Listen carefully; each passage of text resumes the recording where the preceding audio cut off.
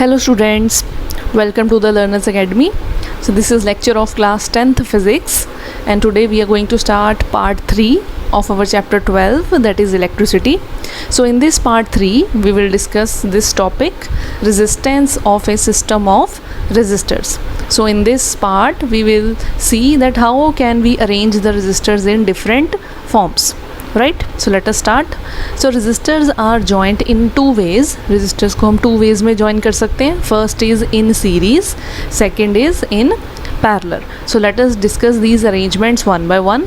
First is resistance in series which is also called maximum effective resistance, जिसको हम क्या बोल सकते हैं, maximum effective resistance. So when resistors are joined from end to end, they are said to be in series combination. जब हम resistors को end to end join करते हैं तो उसको क्या बोलते हैं, series combination. As you can see in this figure, R1, R2, R3 are the three resistors which are joined in series. तो R1, R2, R3 हमारे पास three resistors हैं इस figure में जो कि end to end join करे गए हैं. So these are in series combination. So the value of current in the ammeter is the same irrespective of its position in the circuit. अब ये कह रहा है कि सर्किट में जो एमीटर है, एमीटर में जो करंट की वैल्यू होगी वो हमेशा क्या रहेगी, सेम रहेगी. राइट, कि एमीटर को आप सीरीज़ में जहाँ मर्जी सर्किट में रख लो, उसकी वैल्यू हमेशा करंट की क्या रहेगी, सेम. सो इससे हमें क्या पता लग रहा है, so we conclude that in a series combination of resistors the current is same in every part of the circuit.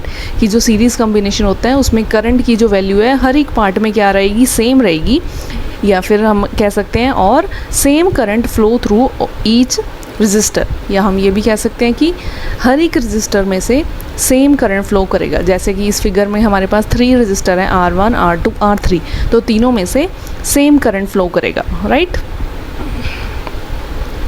when two or more resistors are joined in series then their total resistance is given by a formula. अब mathematically देखते हैं कि इसको हम कैसे represent कर सकते हैं. सो अगर दो से ज़्यादा रजिस्टर्स को अगर आप सीरीज़ में ज्वाइन करोगे तो जो टोटल रेजिस्टेंस बनेगी उसका फॉर्मूला क्या होगा हमारे पास, R is equal to R1 plus R2 plus R3.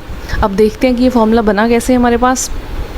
The current will remain same through all resistor. हमें पता है कि जो करंट की वैल्यू है वो हर एक रजिस्टर में तो सेम रहेगी, लेकिन जो वोल्टेज है वो वेरी करेगा. सो टोटल वोल्टेज हम क्या ले सकते हैं, V is equal to V1 plus V2 plus V3. Right, now according to Ohm's law voltage across each resistor is given by. अब ओम्स लॉ हमने पढ़ा हुआ है ऑलरेडी पार्ट 2 में. तो ओम्स लॉ क्या कहता है, ओम्स लॉ कहता है कि V is equal to IR. Right, Ohm's law के अकॉर्डिंग हमारे पास फॉर्मूला होता है V is equal to IR. तो इसमें हमारे पास V1 है, V2 है, V3 है. तो इसको हमने ओम्स लॉ के फॉर्म में रिप्रेजेंट करना है. तो V1 आप लिखोगे IR1, V2 को हम लिखेंगे IR2 और V3 को हम लिखेंगे IR3. तो इन सब की वैल्यूज़ हम ऊपर पुट कर देंगे. V is equal to IR1 plus IR2 plus IR3.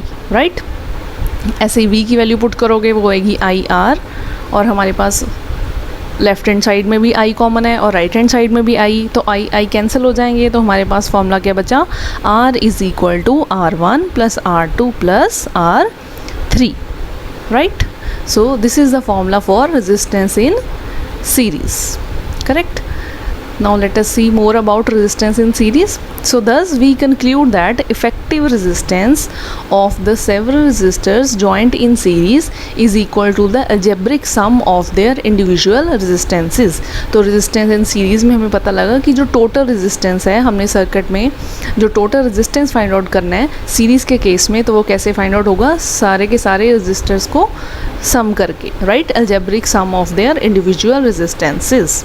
That is R is equal to R1 plus R2 plus R3. और ये रजिस्टर्स कितने भी हो सकते हैं, ये तो हमने R1, R2, R3 हैं, R4 भी हो सकता है, R5 भी. कितने भी रजिस्टर्स अगर आप सीरीज़ में कनेक्ट करोगे तो अगर आपने टोटल रेजिस्टेंस फाइंड आउट करना है तो उन सब का सम कर देना है हमने. Correct. Also the net resistance increases when the resistors are connected in series. और एक बात हमें इससे पता लग रही है कि जितने अगर हम अपने रजिस्टर्स को सीरीज़ में कनेक्ट करेंगे तो जो टोटल रेजिस्टेंस होगा वो हमेशा क्या होगा, ज़्यादा होगा. Right. So as you can see here this is resistance in series, right. हम इसको कनेक्ट करते हैं सीरीज़ में, ये 3 बल्ब्स कनेक्टेड हैं।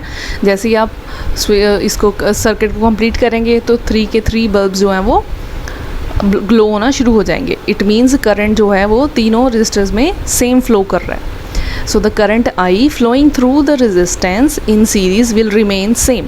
इससे हमें यही, इस फिगर से हमें यही पता लग रहा है कि जो करंट है वो सीरीज़ के केस में हर एक रेजिस्टेंस में क्या रहता है, same.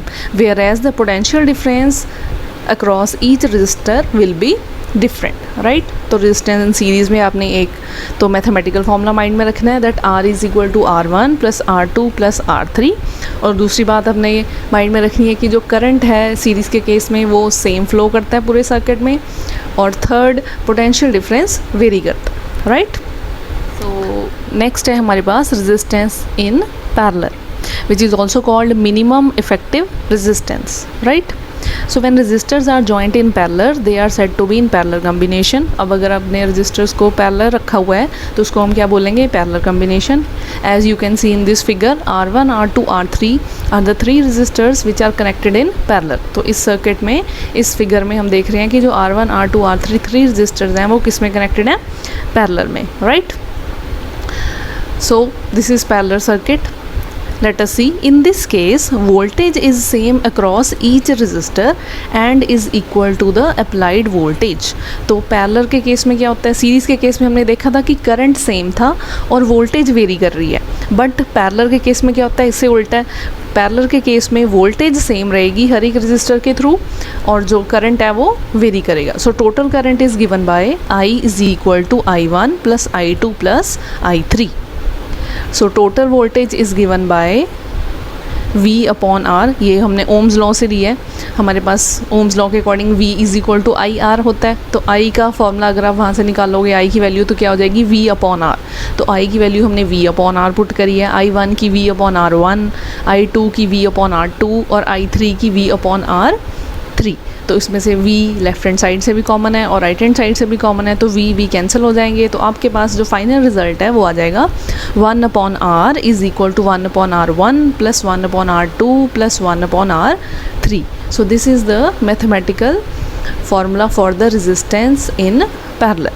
So when number of resistors are connected in parallel, then their combined resistance is less than the smallest individual resistance. अब parallel के केस में क्या होता है कि जो अगर आप अपने resistors को parallel में connect करते हो तो जो combined resistance, total resistance जो होगा वो हमेशा less होगा, right? लेकिन series के केस में हमने पढ़ा था कि जो अगर हम अपने resistors को series में connect करेंगे तो जो total आपका resistance होएगा वो क्या होएगा, इंक्रीज़ होएगा, राइट। लेकिन पैरेलल के केस में क्या होता है, लेस होता है। As you can see in this figure, ये पैरेलल सर्किट का दिखाया गया हमें, like this is connected, right.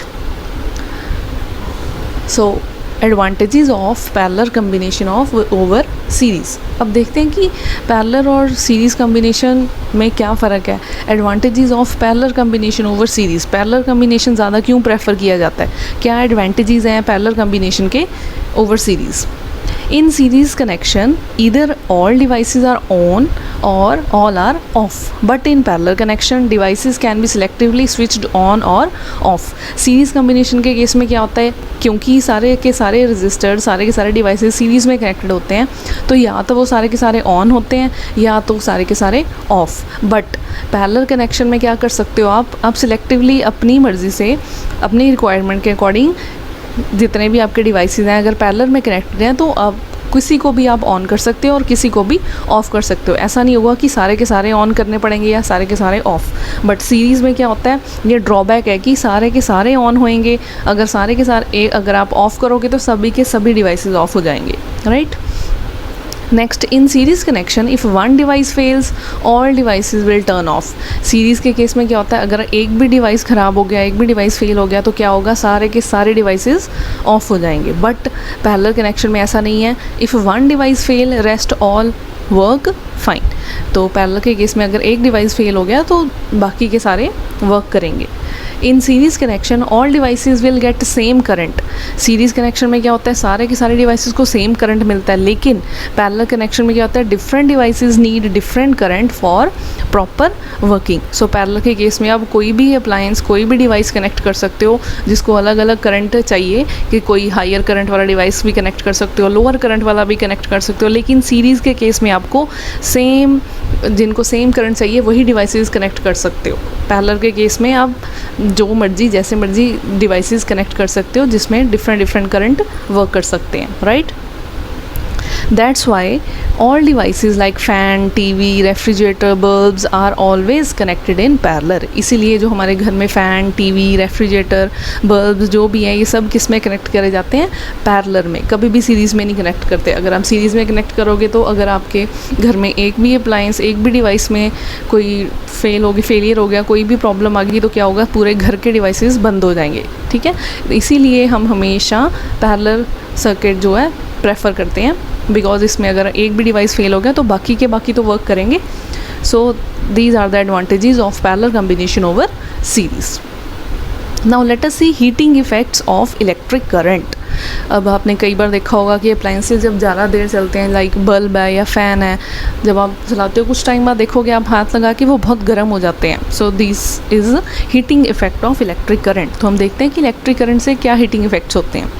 So let us सी, बैटरी और a cell is a source of electrical energy. हमें पता है कि इलेक्ट्रिक एनर्जी का सोर्स क्या है, बैटरी या फिर सेल। बैटरी और cell, a chemical reaction in it will produce potential difference at its two terminals. जो बैटरी और सेल क्या करते हैं, ये पोटेंशियल प्रोड्यूस करते हैं, पोटेंशियल डिफरेंस लेके आते हैं दोनों टर्मिनल्स के, जिसकी वजह से क्या होता है, electron will come in motion to flow current through resistor. जिसकी वजह से, पोटेंशियल डिफरेंस की वजह से क्या होता है, इलेक्ट्रॉन्स मूव करना शुरू करते हैं, right। So to maintain this current the sources has to keep expanding its energy। तो इस करंट को मेंटेन करने के लिए सोर्सेज को अपनी एनर्जी यूज़ करते रहते हैं वो। Part of this energy is consumed in useful work. तो जो एनर्जी वो कंज्यूम होती है वो यूज़फुल वर्क में हो जाती है। जैसे कि फ़ैन है, फ़ैन की जो एनर्जी है वो रोटेट करने में यूज़ होती है, बल्ब की एनर्जी लाइट प्रोड्यूस करने में होती है, right. So rest of the energy of source is converted into heat. तो जो कोई भी अप्लायंस है, उसकी डिवाइस है, उसकी हाफ ऑफ एनर्जी तो उसके काम करने में यूज़ हो जाती है, जैसे कि rotation, for example rotating of A fan. और जो बाकी की एनर्जी है वो क्या करती है, जो सोर्स की जो एनर्जी है वो किस में कन्वर्ट कर देती है, हीट में कन्वर्ट कर देती है। That raises the temperature of the gadget, जिसकी वजह से आपका जो डिवाइस है वो गर्म होना शुरू हो जाता है। So this is known as heating effect of electric current. इसको हम बोलते हैं heating effect of electric current. So this effect is utilized in devices such as electric heater, iron, etc. तो इसको हम यूज़फुल भी मानते हैं क्योंकि कुछ डिवाइसेस ऐसे हैं जो कि हीटिंग इफेक्ट के बेस पे ही बने हैं, जैसे कि इलेक्ट्रिक हीटर, आयरन। तो ये सब, ये एनर्जी जो है हम यूटिलाइज़ करते हैं इन डिवाइसेस के लिए, right.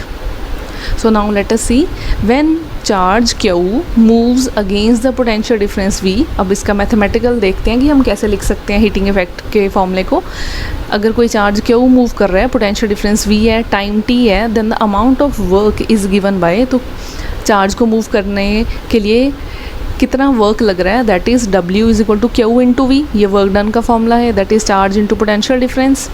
So W is equal to V into Q upon T into T। तो Q को क्या किया हमने, टाइम के साथ डिवाइड कर दिया, टाइम के साथ ही मल्टीप्लाई कर दिया अपनी तरफ से।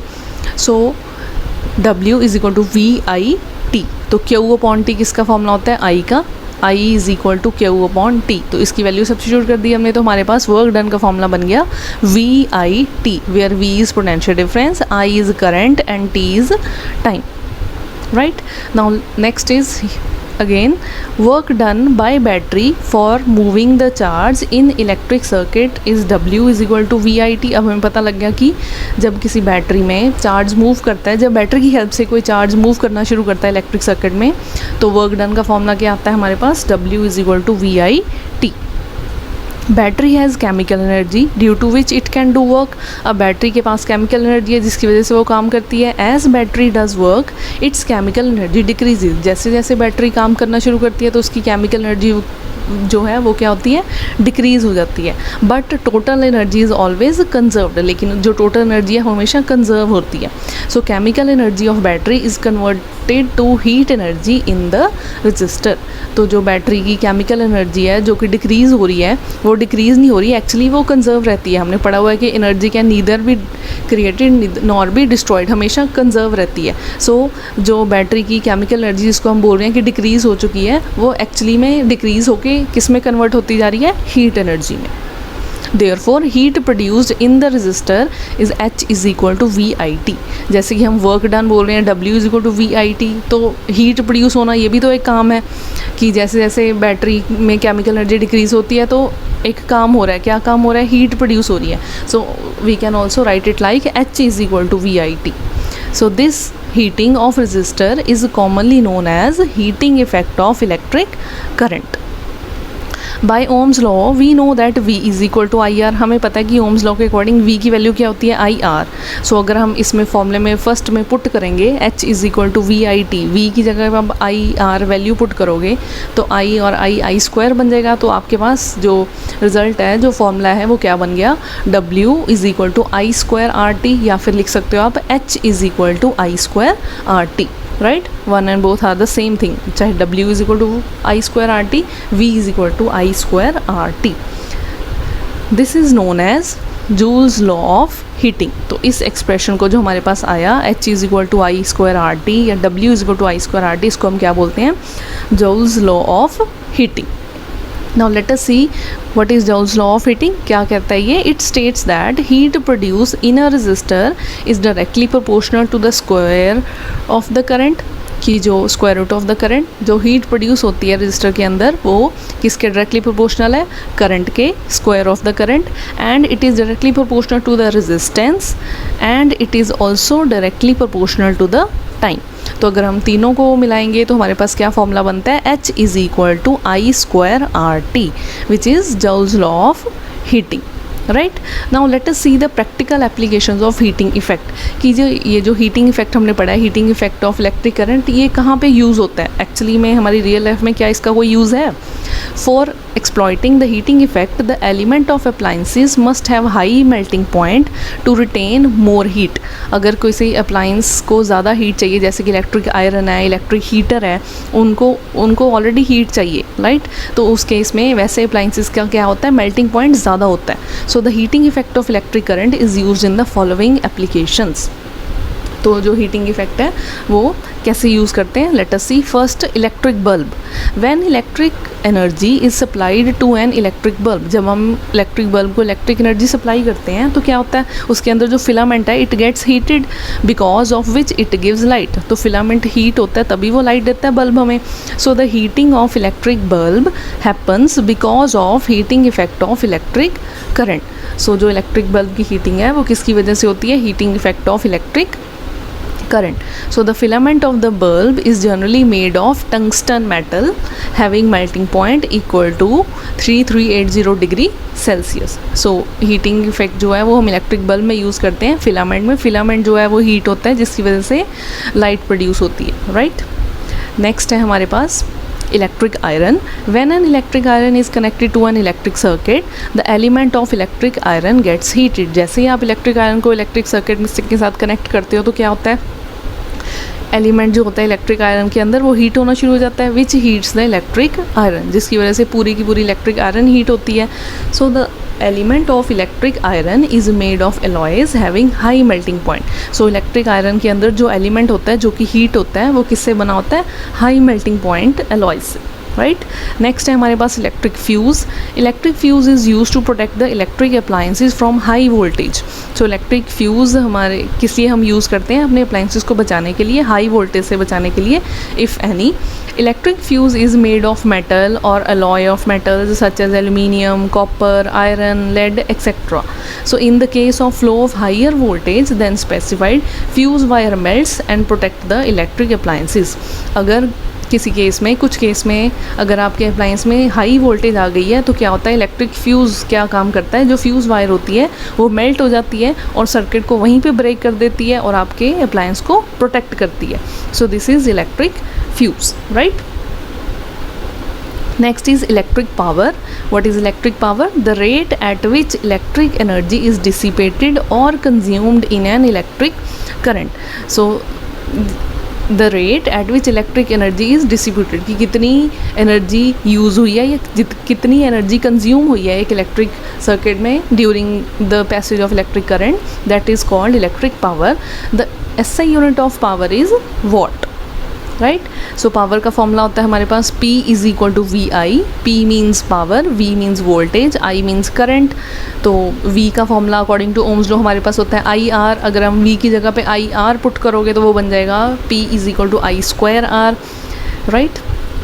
तो ऐसे ही हमारे पास I का अगर आप फॉर्मूला निकालोगे V is equal to IR से, तो V/R होता है. तो I की जगह पे आप V/R भी पुट कर सकते हो, तो वो बन जाएगा V²/R. Right. So the commercial unit of electrical energy is kilowatt our. जो कमर्शियल यूनिट है, जो हम इलेक्ट्रिसिटी मेजर करने के लिए जो यूनिट यूज़ करते हैं, that is kilowatt our.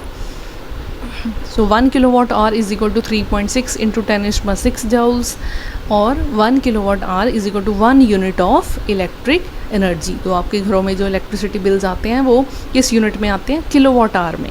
Right. So this is equal to 3.6 into 10⁻⁶ joules. Right. So thank you students. So today we have finished with our chapter number 12, electricity. I hope you understand all the topics which we have discussed in all the parts, part 1, part 2 and this part 3. So thank you very much. Subscribe to our YouTube channel. You can also follow us on Facebook, LinkedIn and Instagram.